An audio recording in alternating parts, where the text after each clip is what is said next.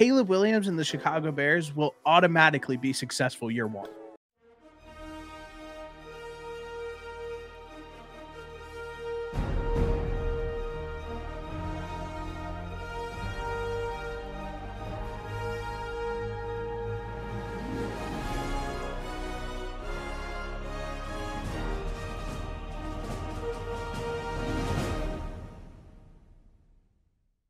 All right. Welcome in. Me and Noah recorded an episode last week post-draft. We got into an argument, bad vibes around the episode, so it's completely vaulted.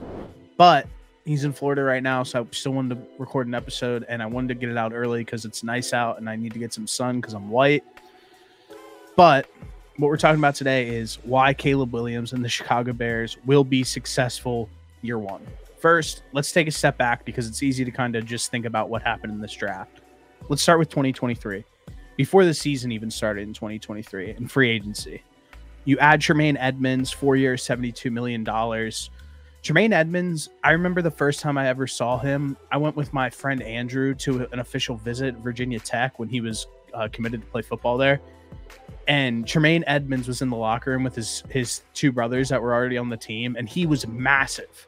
And Andrew was like, that kid's 17. And I was like, what the heck? I'm 17 and I'm literally 5'7".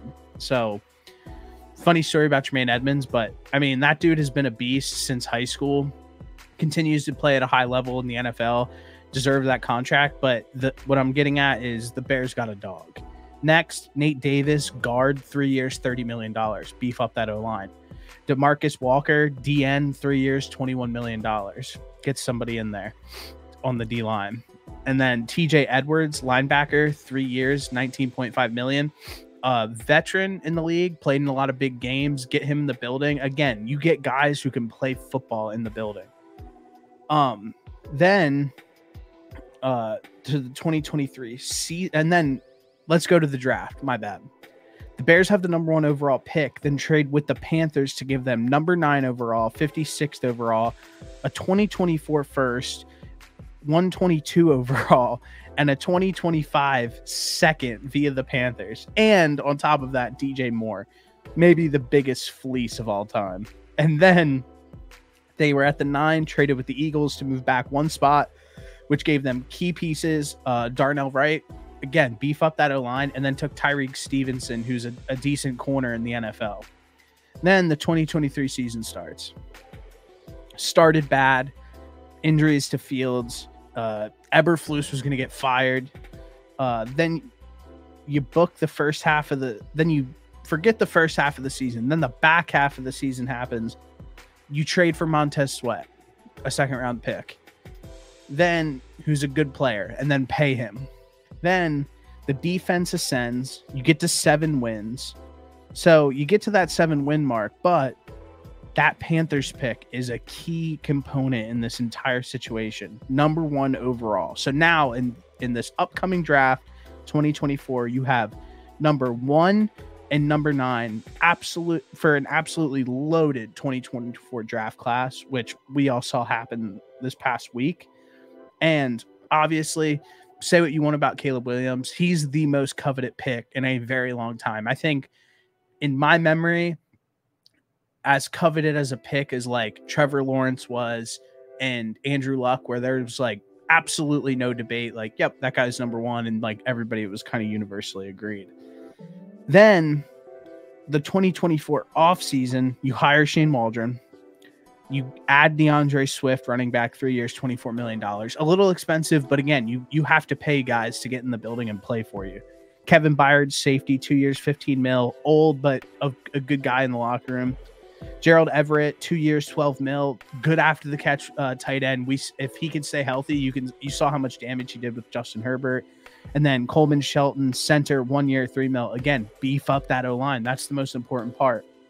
Then Keenan Allen traded just for 1 season, but you got him in the building for a 4th-round pick, which I love. I love Keenan Allen. I know he's 31, but he played at an extremely high level last season. And the only reason he didn't finish out the season is because Herbert was hurt. They weren't going to make the playoffs, and it was like, dude, save your legs, get the shoulder healthy, and do what you got to do. Poll is cooking at this point. Now, let's head to the draft. Draft this past week, 2024 NFL draft. Number 1 overall, Caleb Williams, quarterback. Get their QB. Number 9, Rome Odunze. A lot of people even liked Rome above Neighbors. People were like, oh yeah, like I could see the Giants taking Rome Odunze at 6. So you get 2 guys in the draft where universally, like, everybody is pretty high on them. So I guess what I'm trying to say is, how does this not work? It's not too often that the best quarterback prospect goes to a team with 7 wins, and then you're inserted into a situation where you have a good culture, you have an ascending defense, you have pieces on the O-line that are already been playing, you have DJ Moore who has been there, you have all of these great pieces. I mean, the wide receiver room of Rome Odunze, Keenan Allen, and DJ Moore is like, that's one of the best in the entire NFL. And then you have Cole Kmet, and then you have DeAndre Swift, who played really good football for the Eagles last season. So I guess I'm trying to figure out a way where this doesn't work out year 1. I think you automatically have to take them as a serious playoff contender, where in the division, you look at the Vikings. I know people are happy about the Vikings, but what if JJ McCarthy doesn't work? What if he doesn't play the first half of the season? You're playing against Sam Darnold. I'll take that every day of the week. I think the Lions take a step back, even though I think they nailed the draft. I don't think that they're going to be playing with as much vigor as they were in the beginning of the season. And I think the Packers are probably the team that is going to stay the most solid in this situation.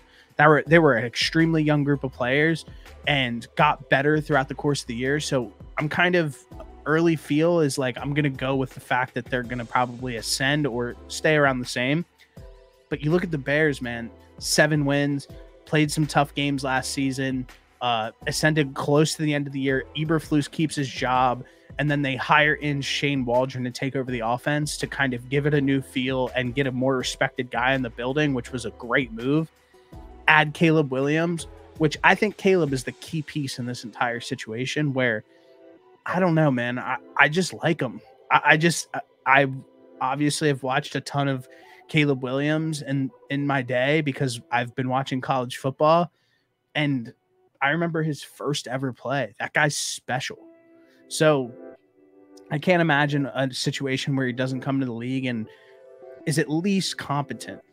And if he plays above that expectation of competent, they can get to, if he's competent, I think they at least get to 7 wins, if not 8 to 9. If he plays above expectation, I see them being a lock for 9 wins, 9 to 10 wins. So I'm a really big fan of the Chicago Bears and what they've done this offseason. I think Ryan Poles is like, at this point, like, if this works out, he'll be a Chicago legend. Caleb Williams will be a Chicago legend. This is everything that they needed. And on top of that, even if this season goes however it goes, next season for the 2025 NFL draft, they have 9 picks. 1 first, 2 seconds, a third, a fourth, a fifth, and 3 sixths. So this team has a ton of ammo, a ton of good players. They've got good guys in the building. They weren't afraid to spend their money, and now they have a guy on a rookie quarterback deal, which everybody always says is the key piece to winning a Super Bowl in the modern NFL. So it's a quick video today. I think 8 minutes, 9 minutes, but that is why the Chicago Bears will be successful year 1 with Caleb Williams. Stamp it.